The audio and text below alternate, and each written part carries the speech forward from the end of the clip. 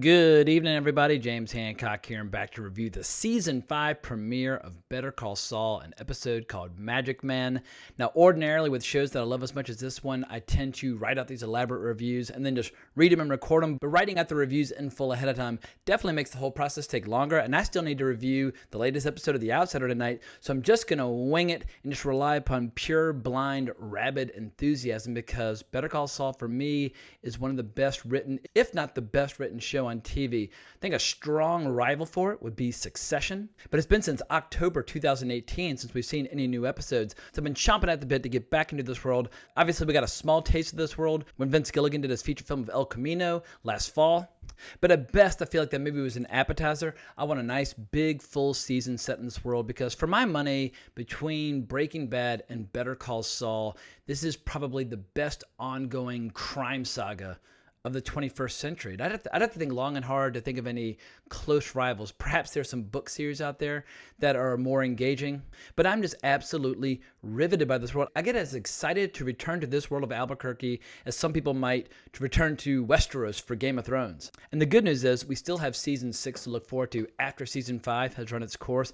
What I've read is that apparently there are going to be 63 episodes total of Better Call Saul, which would make it one episode longer than Breaking Bad. And I was reading this funny interview with Vince Gilligan and Peter Gould over at cheatsheet.com, and apparently Vince Gilligan is coming back. He said, "It's been a voyage of discovery figuring out the final season, Season 6. I intend to be there as much as possible for it. I very selfishly want to be there for Season 6. I've learned over the last 2.5 seasons that Peter and the writers don't need me as much as I hope they did, so selfishly, I'm going to reinsert myself into the process a little bit because I want to be around and see what happens and be a part of it as much as possible." Now, when El Camino came out, I was reading that he was thinking about looking to new frontiers because he's been working in this world that he created for so long. But I think for the final season of Better Call Saul next year, obviously makes sense for Vince Gilligan and Peter Gould to be working together. But Peter Gould, who is the sole writer in tonight's episode, has obviously been an incredible caretaker of this brand in this world for many years now. And this might be heresy to say, but at this point, I might like Better Call Saul more than Breaking Bad. Now, I know a lot of people are like, what? Breaking Bad is like the greatest show of all time. And they could probably easily make a case for that. But there's something about the character of Jimmy McGill, a.k.a. Saul Goodman. He really just... I like anti-heroes. I like flawed characters. I like morally compromised people. I like shades of gray. And having a compromised, or person whose ethics and morals are compromised at the heart of a show just makes it that much more hysterical to me. I'm not interested in watching shows about a knight in shining armor doing good deeds. I mean, that's good on the side, but in the end, I like how this show embraces all sorts of questionable moral territory, and it fleshes out the American Southwest in such a fascinating way where it's funny, but it's also like the best film noir you could ever hope for. And for every hysterical scene with Bob Odenkirk, we have these bone-chilling scenes exploring the world of organized crime. So maybe instead of just ranting, raving, and jumping all over the place the way I've been doing for the last few minutes, let's just dive into this episode piece by piece and talk about what made the season premiere so effective. So I was watching an interview on YouTube with Vince Gilligan, and he said that the show is basically constantly peeling back the layers of the onion of Jimmy McGill. But I feel like at this point, we've peeled back most of the layers, and what we find underneath everything is Saul Goodman. And you can't say enough about how cool that name is, just from the way he casually says, Saul Goodman. It was basically like a reinterpretation of a very casual figure of speech. But in addition to the show being this incredible crime saga and this great legal drama, it's also this wonderful, beautiful, tragic love story. And watching Jimmy McGill and Kim Wexler working together as a team and seeing how they're better off together than they are apart, it fills me with dread what might happen to Kim between now and the end of Season 6. Because obviously she was not around in Breaking Bad. And is that because she left the city? Is that because something horrible happened to her? We really don't know. But I feel like when this show initially spun off from Breaking Bad, no one could have anticipated what a powerful love story it would become. My prediction is that at some point this season, or perhaps next, we'll see Saul Goodman and Kim Wexler going head-to-head in court, and that'll be a hell of a lot of fun to watch.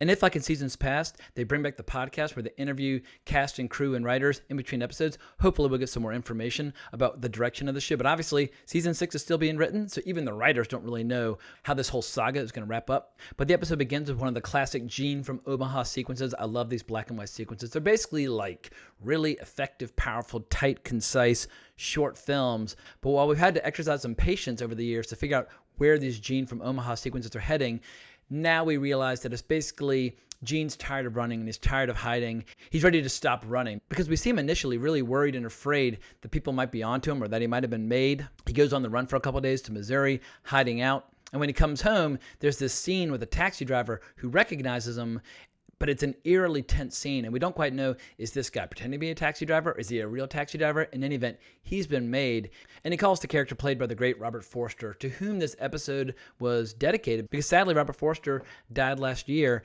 I thought El Camino was going to be the last time we ever saw him, so it was an absolute pleasure seeing him back in the world of Better Call Saul. I became a huge fan of him back in the day when I first saw Jackie Brown, but obviously he had this enormous career going back to medium cool, but he was really cool in things like David Lynch's Mulholland Drive. But he had a great little scene with Jimmy McGill where he's saying that he's happy to give him a new identity, but it's going to cost double, and that they'll pick him up in the same place where they dropped him off. And Saul changes his mind. He wants to fix a problem for himself, which is really cool because we realize now that this season and next will be all about Saul Goodman really just asserting himself and accepting who he is. And I know for some people in seasons past, they've complained about the fact that Mike and Nacho and Saul Goodman, all their storylines seem at best loosely connected, but it seems like this season, they're all going to dovetail and kind of collapse in on each other and become one main central storyline. At least that's what Peter Gould and Vince Gilligan have claimed in some of their interviews. But we pick up with all the tensions between Lalo, Nacho, and Gus. We see that Lalo's asking about Werner Ziegler and Mike, and Nacho's kind of playing dumb. But when they go to a drug den, Lalo realizes that some of the drugs they're selling, they're not all from the same supply, which leads to a giant confrontation with Gus about the altered product. Gus claims that Ziegler was stealing product, which is why he had to replace some of it. In any event, Eladio, while he might not regard Gus as part of their family, he wants Gus to keep earning on their behalf. So the pressure's on for Lalo and Gus to figure out a way to maintain the peace moving forward. And I think my favorite bit from these scenes was when Lalo gets to meet Mike. And Jonathan Banks, I mean, he's an absolute legend. I've been watching him in movies and TV shows my entire life. But I feel like he's better now than ever. He's got the best I don't give a fuck, just dead expression probably in TV history. But we know he's not dead inside because he's clearly racked with guilt over what happened to Ziegler in the previous season. As he's sending all of Ziegler's crew back to their home countries, he ends up punching one in the face for talking a little shit about Ziegler. But my understanding is that over the course of this season, we're going to see Mike really going to the dark side. And what's interesting is how Lalo, he's so charismatic and so likable. He could almost be playing a charismatic hero if not for the fact that we know he's at the heart of this dark criminal empire. This show almost has an embarrassment of riches when it comes to dynamic, interesting characters. But obviously, nobody's more dynamic and interesting than Saul Goodman himself. Because Jimmy McGill has now officially leaned into the identity, and his initial scam is that he's going to reach out to all the people that he's been selling phones to over the last year, and he's going to offer to be their lawyer because he's been selling phones to criminals and knows it's a matter of time before they slip up and do something stupid.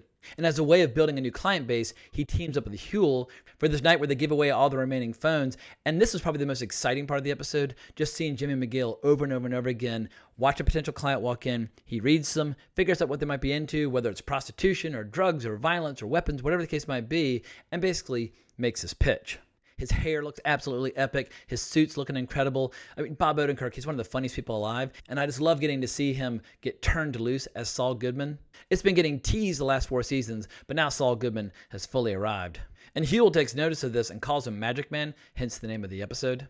But another brilliant scene is when we see Kim talking to one of her clients. She's basically been able to work a miracle on his behalf, and she's arranged a deal where he's only going to go to jail for 5 months, possibly only 2 due to overcrowding. However, her client is not listening to reason. He wants to go to trial. He thinks the fact that he's got a baby on the way is going to somehow work in his favor. Kim's doing everything in her power to convince him that he might end up getting years if he goes to trial. And then we get this really interesting scene where Jimmy McGill basically wants to run one of his classic cons that he runs with Kim. He wants to pretend to be from the DA's office and acting as if he's going to retract the deal in order to pressure the kid into accepting it. Kim is very reluctant to lie to her client. Obviously, you're going into some serious ethical gray area there. And she very defiantly tells Jimmy to back off. So he's like, all right, fine, I'll see you at home. But as soon as he leaves, we see that Kim sits down and she just gets into character. She straight up lies to her client's face and says that the DA is going to revoke the deal, which scares the client to death and convinces him to follow Kim's expert advice. And I suspect that's going to be a huge part of the season, as seeing Kim trying to do the right thing, Jimmy always pulling her to the dark side or into questionable territory, because she clearly gets off on these cons they run, and they're so good at it, and they're such a great team. And it's hard to argue with the results, but clearly Kim is very ambivalent about making these kinds of compromises. In any event, I thought tonight's episode was absolutely fantastic. And the good news is, we don't have to wait long for episode 2. It plays tomorrow at 9 o'clock. The regular time slot for this show is going to be Monday night at 9 moving forward. But I love how they jump-started the season with a doubleheader tonight and tomorrow night. So I'll be back tomorrow night to review episode 2, but it will be posted late because I got into an advanced screening of like the first episode or 2 of Altered Carbon. Actually, I don't really know how many episodes they're going to play, but I'm going to go see that at 8 o'clock tomorrow night. So by the time I get home, Better Call Saul will have already played for a while, so it'll be a late review, but I will be following this show episode by episode throughout the rest of the season. But hopefully this season will end up being as wildly entertaining and engaging and unpredictable as previous seasons. But I'm going to go ahead and wrap up this video, so I hope you enjoyed it. If you did, please consider subscribing to the channel, hitting that notification bell, and if you want to talk more about anything, you can always find me on Twitter at Colrex. But thanks so much for watching. Hope everyone has an amazing week, but more importantly, as always, onwards and upwards.